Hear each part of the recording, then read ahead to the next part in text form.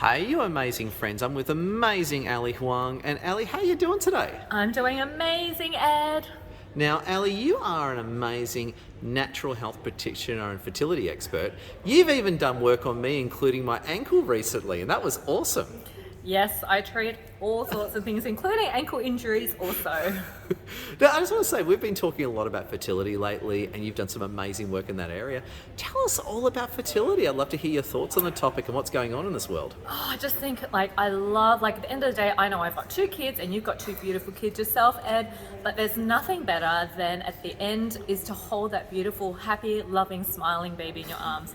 So my mission in life is to help as many women with my knowledge and expertise to be able to have that same amazing feeling. So that's why I love what I do, and I want to help as many women have that same emotions and feelings as well. Now, I just want to ask you, what are the top reasons why women have trouble falling pregnant these days? What are the top three things slowing it down? I would say number one is stress. Like, who's not going through some sort of stress in this day and age, right? So stress is the number one. Secondly is a tweak of the diet and lifestyle. I think, when we are stressed, we probably eat badly or eat things we shouldn't be, which mucks around with our hormones.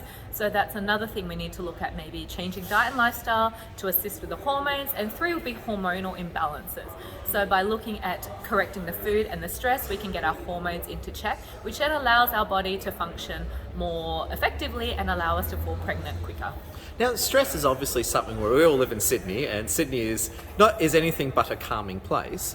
Tell me more. So you're saying stress affects hormones that contributes to infertility. Can you explain that a bit more? How does stress and the hormones work? When we have stress, our cortisol levels and our cortisol hormones go up. So that mucks around with all the other fertility hormones. It blocks our immune system, and that is not good for general health and wellness. So when we need to be in optimal health to conceive, we need to make sure everything is balanced, and stress can throw out all of those hormonal imbalances.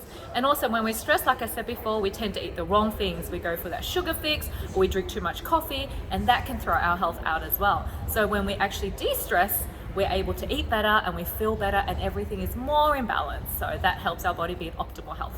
Gotcha. So just talking generally, so let's say a legendary lady watching this is having trouble falling pregnant, and she talks to you. What are often the I'm just talking generally here, what are the first places that you start to look at and start to work with women on in the journey of falling pregnant?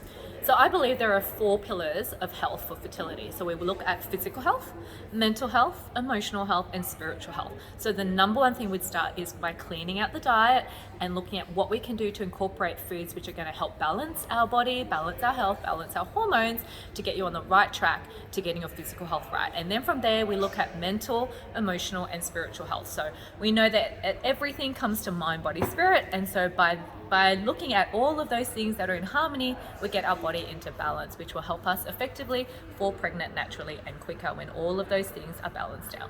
Oh, amazing. And I know this is nothing to do with fertility, but it kind of does. But when you worked on my ankle, I know it's got nothing to do with fertility, but when you worked on my ankle a few months ago, my God, it's my old army ankle. It was feeling amazing afterwards. Can I just ask you out of interest, what did you do to my ankle? You stuck some pins in it and it felt amazing afterwards, and it has been to this day. So acupuncture is really beneficial for musculoskeletal injuries, neck and shoulders, and these days with everyone on Zoom, who doesn't have a tight shoulder? So if that's an issue for you, I definitely recommend getting some acupuncture, which has been quite beneficial for neck and shoulder pain as well as old ankle injuries, because it helps to boost blood and it helps to soften the muscle and tendon and tissues around the area, so it can give you that flexibility back and reduce pain. Wow. And just before you go, I know you're a busy lady, how can people get into contact with you?